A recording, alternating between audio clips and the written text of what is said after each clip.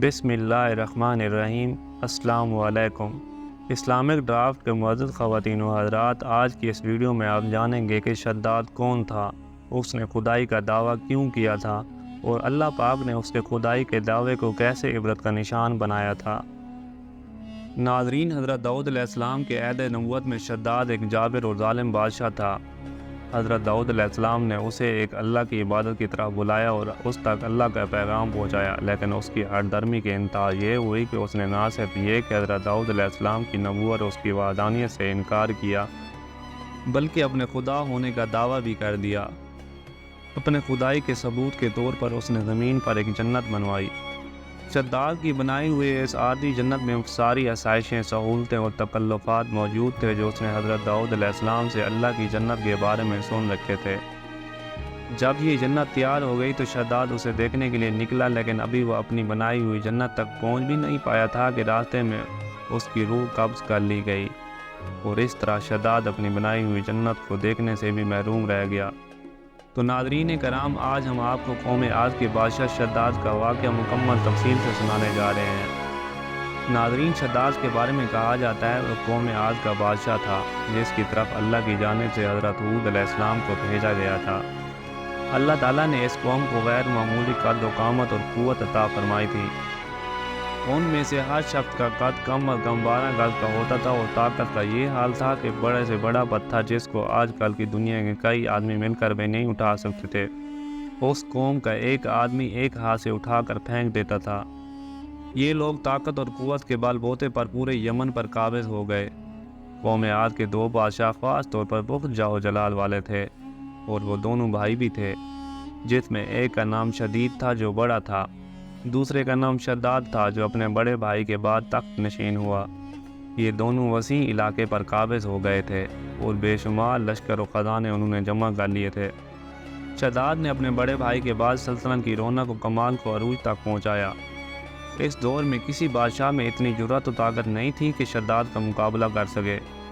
اس تسلط اور غلبے نے اس کو اتنا مغرور اور متکبر کر دیا کہ نعوذ باللہ اس نے خدائی کا دعویٰ بھی کر دیا۔ ناظرین، اس وقت علماء اور نیک لوگ جو سابقہ انبیاء کے علوم کے وارث تھے اسے سمجھایا اور اللہ کے عذاب سے ڈرایا، تو وہ کہنے لگا جو حکومت اور دولت و عزت اس کو اب حاصل ہے، اس سے زیادہ اللہ تعالیٰ کی عبادت کرنے سے کیا حاصل ہوگا؟ جو کوئی کسی کی حکمت و اطاعت کرتا ہے یا تو عزت و منصب کی ترقی کے لیے کرتا ہے یا پھر دولت کے لیے کرتا ہے، اور مجھے تو یہ سب کچھ حاصل ہے، تو مجھے کیا ضرورت ہے کہ میں کسی کی عبادت کروں؟ تو سمجھانے والوں نے یہ بھی کہا کہ یہ حکومت و دولت ایک فانی چیز ہے، جبکہ اللہ کی اطاعت میں نجات اور جنت کا حصول ہے، جو دنیا کی ہر دولت سے بہتر اور زیادہ قیمتی ہے۔ تو شداد نے پوچھا کہ یہ جنت کیسی ہوتی ہے، اس کی تعریف اور خوبی بتاؤ۔ تو نصیحت کرنے والوں نے جنت کی وہ صفات جو انبیاء کرام علیہ السلام کی تعلیمات کے ذریعے ان کو معلوم ہوئی تھی اس کے سامنے بیان کی۔ تو شداد نے کہا کہ مجھے اس جنت کی ضرورت نہیں، ایسی جنت تو میں خود ہی دنیا میں بنا سکتا ہوں۔ چنانچہ اس نے اپنے افسروں میں سے 100 بہترین افراد کو بلایا اور ہر ایک کو 1000 آدمیوں پر مقرر کیا، اور تعمیر کے سلسلے میں ان سب کو اپنا نقطہ نظر اور پسند بتا دی۔ ناظرین، اس دن سے شداد کی مسلسل یہ کوشش رہی کہ وہ ایک ایسا شہر تعمیر کرائے جو ہر لحاظ سے جنت جیسا ہو۔ اس نے اپنے بھانجے ضحاک کو جو ایران کا حاکم تھا کہلا بھیجا کہ جتنا سونا چاندی تمہارے پاس جمع ہے وہ فوراً میرے پاس بھیج دو۔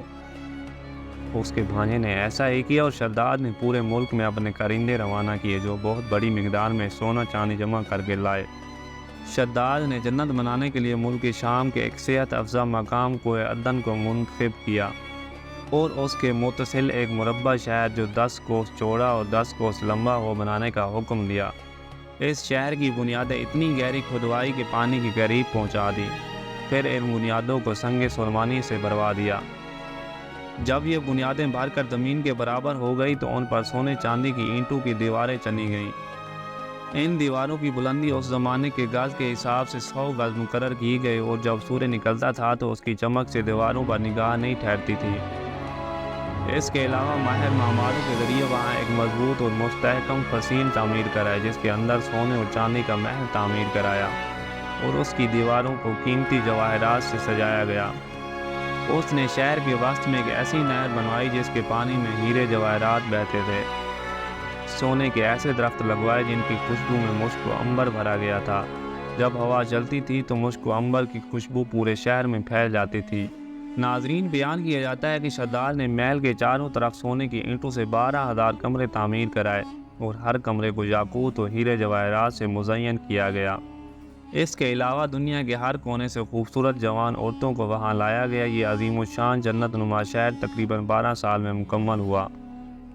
مکمل ہونے کے بعد شداد کو اس کی تکمیل کی اطلاع دی گئی تو شداد نے تمام عمرہ اور ارکان و دولت کو حکم دیا کہ سب اس شہر میں آباد ہو جائیں۔ پھر شداد خود اپنے لاؤ لشکر کے ہمراہ انتہائی تکبر اور غرور کے ساتھ اپنی جنت کی طرف روانہ ہوا۔ ناظرین، شداد ابھی شہر سے ایک منزل کے فاصلے پر تھا کہ اس نے ایک ہرن کو دیکھا جس کے پاؤں چاندی اور سینگ سونے کے تھے۔ ہرن کو دیکھ کر وہ لالچ میں آ گیا اور اسے پکڑنے کے لیے اس کے پیچھے اپنا گھوڑا لگا دیا اور بھاگتے بھاگتے وہ اپنے لشکر سے جدا ہو گیا، جس کے بعد اس نے شداد کو پکار کر کہا کہ شداد، تو نے عالی شان محل تعمیر کر کے یہ سمجھ لیا ہے کہ اب تو موت کے پنجے سے بھی آزاد ہو چکا ہے؟ یہ سن کر شداد کا رواں کانپنے لگا اور اس نے پوچھا کہ تو کون ہے؟ تو اس نے جواب دیا کہ میں ملک الموت ہوں۔ تو شداد نے کہا کہ اس وقت تمہیں مجھ سے کیا کام ہے؟ میری راہ میں رکاوٹ کیوں بنے ہو؟ ملک الموت نے کہا کہ میں تمہاری روح قبض کرنے آیا ہوں۔ تو شداد نے کہا کہ مجھے کم از کم اتنی مہلت دے دو کہ میں اپنی بنائی ہوئی جنت کو اپنی آنکھوں سے دیکھ لوں۔ تو ملک الموت نے اجازت نہ دی، چنانچہ شداد گھوڑے سے گر گیا اور اس کے لشکر نے ایک آسمانی چنگار سنی تو پورے کا پورا لشکر ان پن میں ختم ہو گیا اور جنت جانے کے بجائے ملک کے عدم پہنچ گیا۔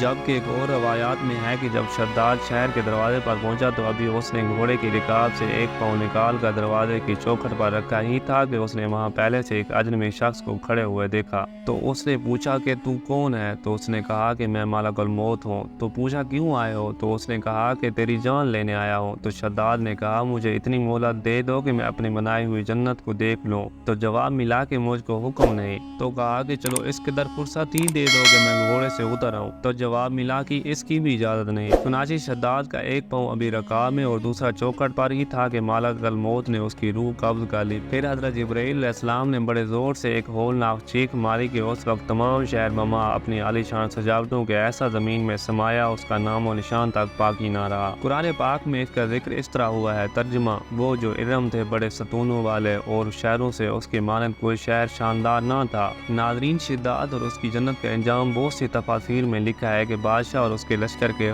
ہلاک ہو جانے کے بعد وہ شہر بھی لوگوں کی نگاہوں سے اوجھل کر دیا گیا، مگر کبھی کبھی رات کے وقت عدن اور اس کے ارد گرد کے لوگوں کو اس کی کچھ روشنی اور جھلک نظر آتی ہے۔ کہا جاتا ہے کہ یہ روشنی اس شہر کی دیواروں کی ہے۔ ناظرین، حضرت عبداللہ بن قلابہ جو صحابی تھے اتفاق سے ادھر کو چلے گئے۔ اچانک آپ کا ایک اونٹ بھاگ گیا۔ آپ اس کو تلاش کرتے کرتے اس شہر کے پاس پہنچ گئے۔ جب اس شہر کی میناروں اور دیواروں پر نظر پڑی تو آپ بے ہوش ہو کر گر گئے۔ پھر جب ہوش آیا تو سوچنے لگے کہ اس شہر کی صورتحال تو بالکل ویسی ہی نظر آتی ہے جیسے نبی کریم صلی اللہ علیہ وسلم نے ہم سے شداد کی جنت کے بارے میں بیان فرمائی تھی۔ کیا میں خواب دیکھ رہا ہوں یا اس کا کسی حقیقت سے بھی کوئی تعلق ہے؟ اسی کیفیت میں وہ اٹھ کر شہر کے اندر چلے گئے۔ اس کے اندر نہریں اور درخت بھی جنت کی طرح تھے، لیکن وہاں کوئی انسان نہ تھا۔ آپ رضی اللہ تعالیٰ عنہ نے وہاں پڑے ہوئے کچھ جواہرات اٹھائے اور واپس چل دیے، جس کے بعد وہ سیدھے اس وقت کے دارالخلافہ دمشق میں پہنچے اور حضرت امیر معاویہ رضی اللہ تعالیٰ عنہ وہاں موجود تھے۔ وہاں جو کچھ ماجرا ان کے ساتھ پیش آیا تھا انہوں نے وہاں بیان کیا۔ تو حضرت امیر معاویہ رضی اللہ تعالیٰ عنہ نے ان سے پوچھا وہ شہر آپ نے حالت بیداری میں دیکھا تھا یا خواب میں؟ تو حضرت عبداللہ نے بتایا کہ بالکل بیداری میں دیکھا تھا۔ پھر اس کی ساری نشانیاں بتائی کہ وہ عدن کے پہاڑ کے فلاں جانب اتنے فاصلے پر ہے، ایک طرف فلاں درخت ہے اور دوسری طرف ایسا کنواں ہے، اور یہ جواہرات یاقوت کے نشانی کے طور پر میں وہاں سے اٹھا لایا ہوں۔ حضرت امیر معاویہ رضی اللہ تعالیٰ عنہ یہ ماجرا سننے کے بعد نہایت حیران ہوئے۔ پھر اہل علم سے اس بارے میں معلومات حاصل کی گئی، کیا واقعی دنیا میں ایسا شہر بھی کبھی بسایا گیا تھا جس کی اینٹیں سونے چاندی کی ہوں؟ تو علماء نے بتایا کہ ہاں، قرآن میں بھی اس کا ذکر ہے، مگر اللہ تعالیٰ نے اس کو لوگوں کی نگاہوں سے چھپا دیا ہے۔ ناظرین، علماء نے بتایا کہ حضور صلی اللہ علیہ وسلم نے یہ بھی فرمایا کہ میری امت پہ ایک آدمی اس میں جائے گا، وہ چھوٹے قد سرخ رنگ کا ہوگا، اس کے آبرو اور گردن پر 2 تل ہوں گے، اور وہ اپنے اونٹ کو ڈھونڈتا ہوا اس شہر میں پہنچے گا، پھر وہاں سے عجائبات بھی دیکھے گا۔ جب حضرت امیر معاویہ رضی اللہ تعالیٰ عنہ نے یہ ساری نشانیاں عبداللہ بن قلابہ میں دیکھی تو فرمایا کہ واللہ یہ وہی شخص ہے جس کے بارے میں حضور نبی کریم صلی اللہ علیہ وسلم نے پیش گوئی کی تھی۔ تو ناظرین کرام، یہ تھی شداد کی جنت کی عبرتناک داستان۔ امید ہے کہ آپ کو آج کی ویڈیو پسند آئی ہوگی۔ بہت جلد ملتے ہیں آپ کو ایک نئی ویڈیو کے ساتھ، تب تک کے لیے اللہ حافظ۔